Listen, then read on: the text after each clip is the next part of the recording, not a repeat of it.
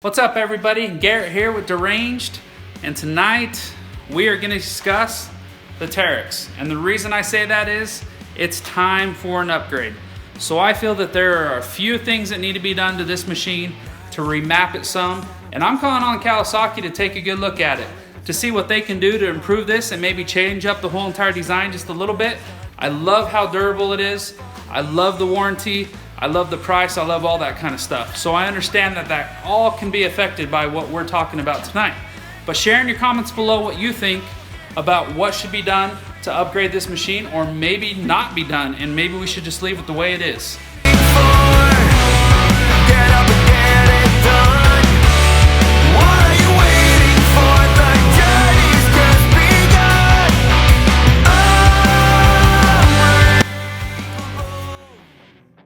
Alright, I'm going to pull up on the screen the current specs. As you can see, I didn't go over all the different specs of the Teryx. I just wanted to basically show you guys the main talking points that I have for this video, because I really think these are the things I want to discuss about the changes that I feel like need to be made to this machine.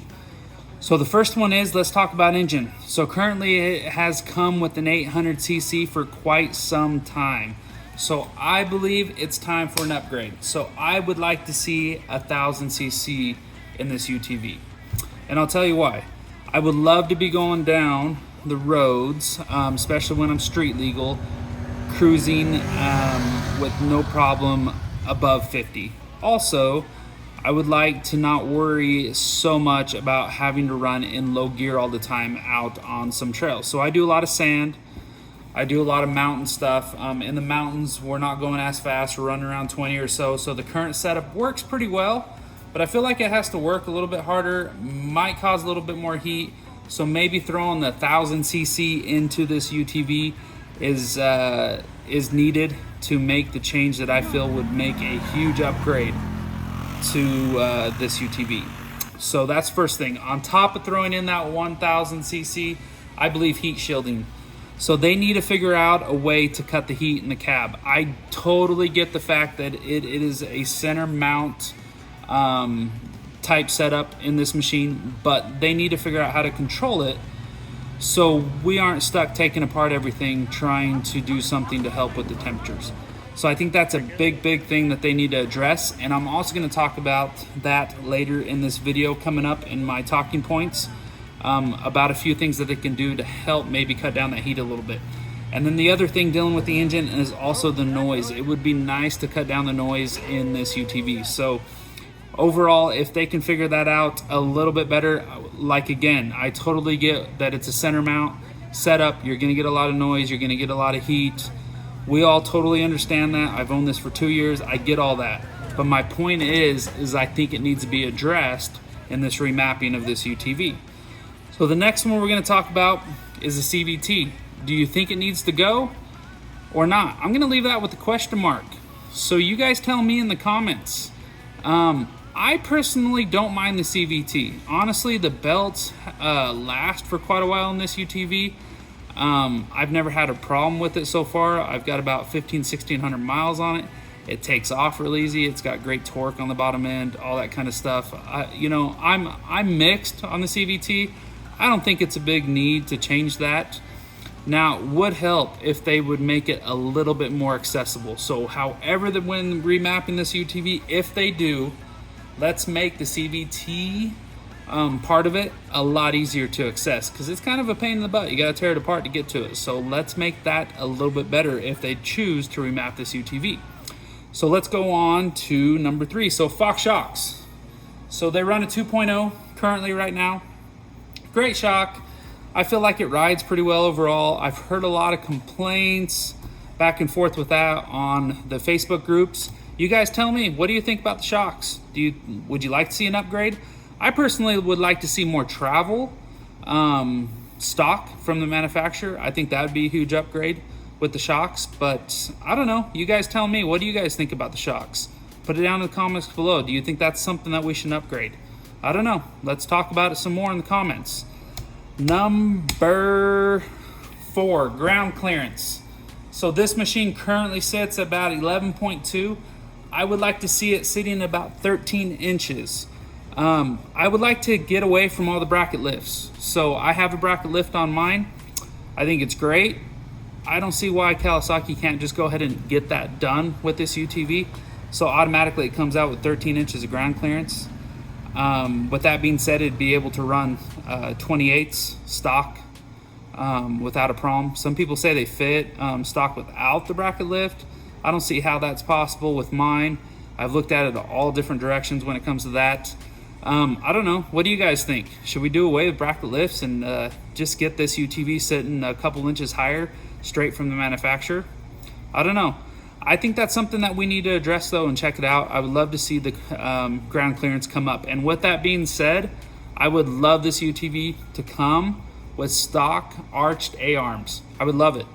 I think if Kawasaki could come out with with that setup on this UTV, it'd be sweet right out of the box. The arched A-arms.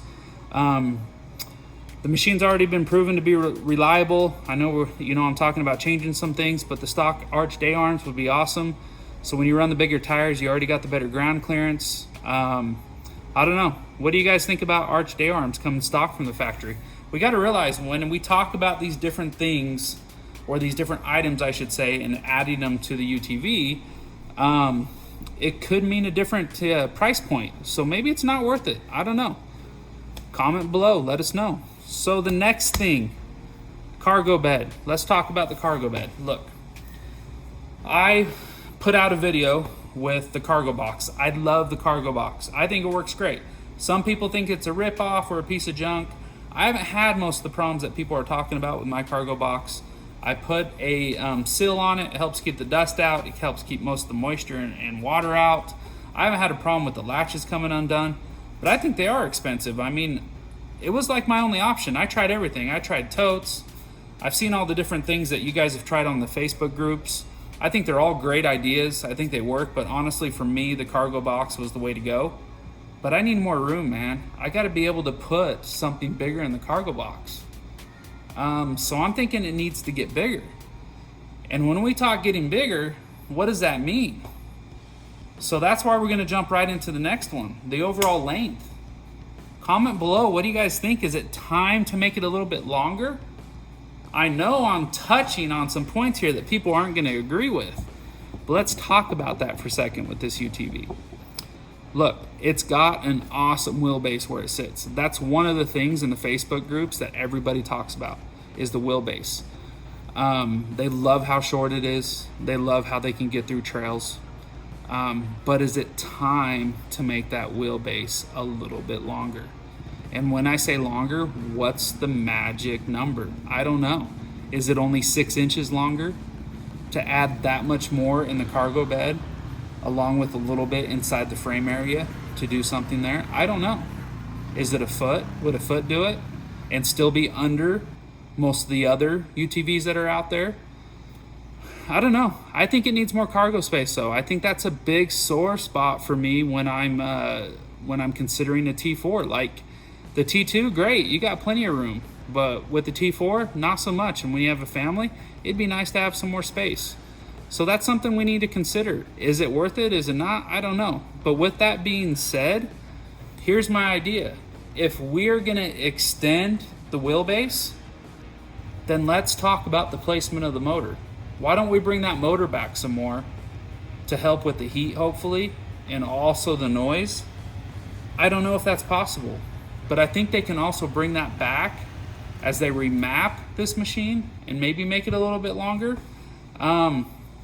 Because I think if they went to a rear mount motor while making this longer to really cut out the heat and the sound, I don't think a lot of you guys would be very happy. So let's talk about it. I want to know what you guys' opinion is on that. Should we make the T4 longer or should we leave it the same?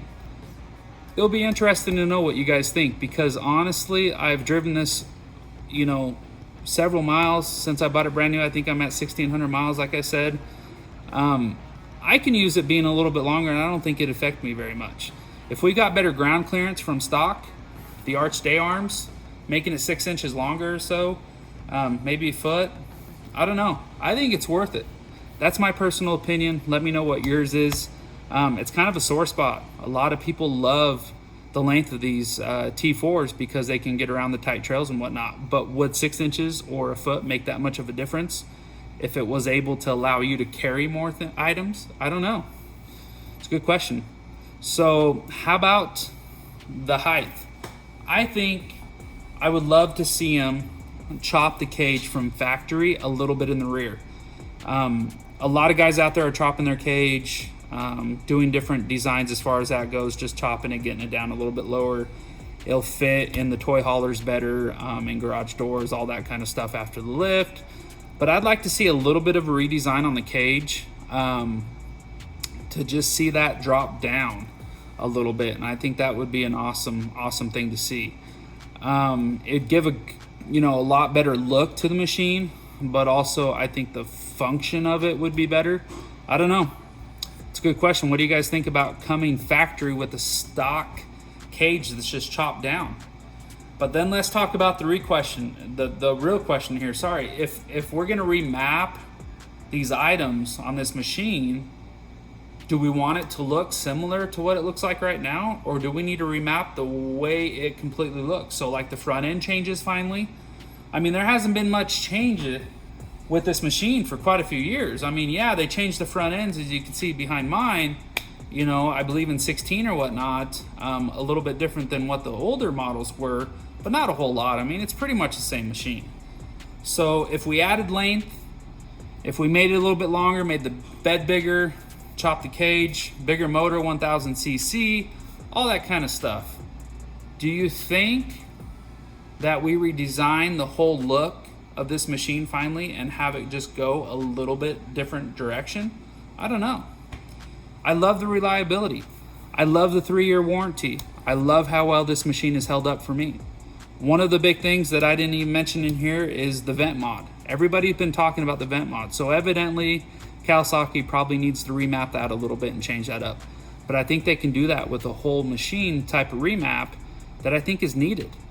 Some of you are gonna come away thinking, this is crazy. Why would we remap it? It works great. Some of you might be thinking the same exact thing. So comment below.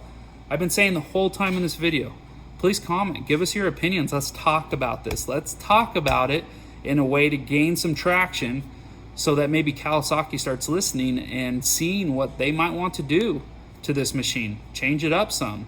Look, the low end torque of this machine, I've done some pretty good rock crawling with it. I've done multiple things with it and it works great. It's a great setup. But I think the way I ride out in the sand and all the different areas, I'm not crazy sand dunes. That's not what I'm talking about. But just on the trails and everywhere else, I would like to see more power out of it. I'd like to see a little bit better suspension out of it. I'd like to see a little bit better ground clearance, stock. The CVT thing, I've got a question mark next to that. You tell us what you think on that.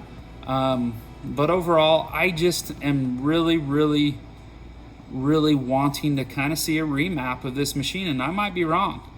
But I think there's a few things here that they can do to restyle it a little bit. And then also change some things up that can really make it an awesome UTV overall.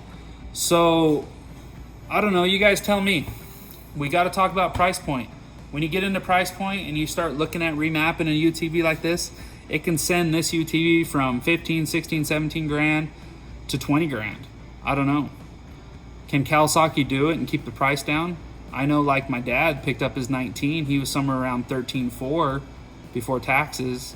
I was like 13.8 when I picked up my new 17 behind me. 3-year warranty included. You can't beat that. So maybe it's not even worth making the change. I don't know. But I think it was a discussion that we needed to have.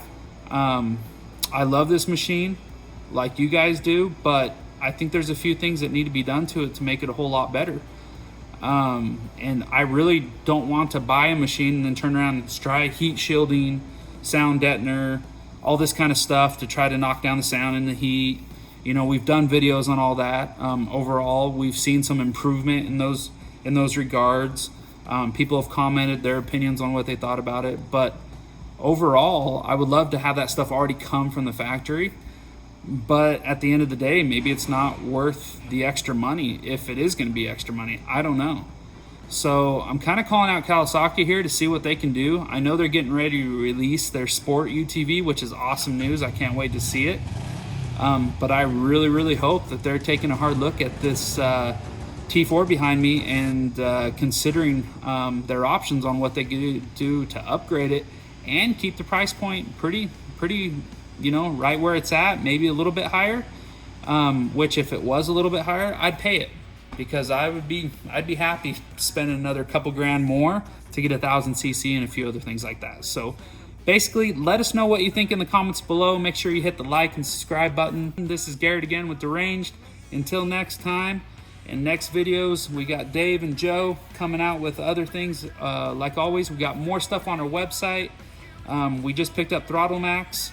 We've been working with the owner of that company, and we are going to be selling all those on our website. We also have R1 Industry whips, and we have light bars coming. We got panels for the T4s. We got all sorts of stuff. We're adding more and more as much as we can to bring you guys great products. Also check out our Amazon links below in the descriptions of our videos. You can click on those to get the products that we use on our machines, and it also helps our channel out. So until next time, this is Garrett, and this is Deranged Off-Road.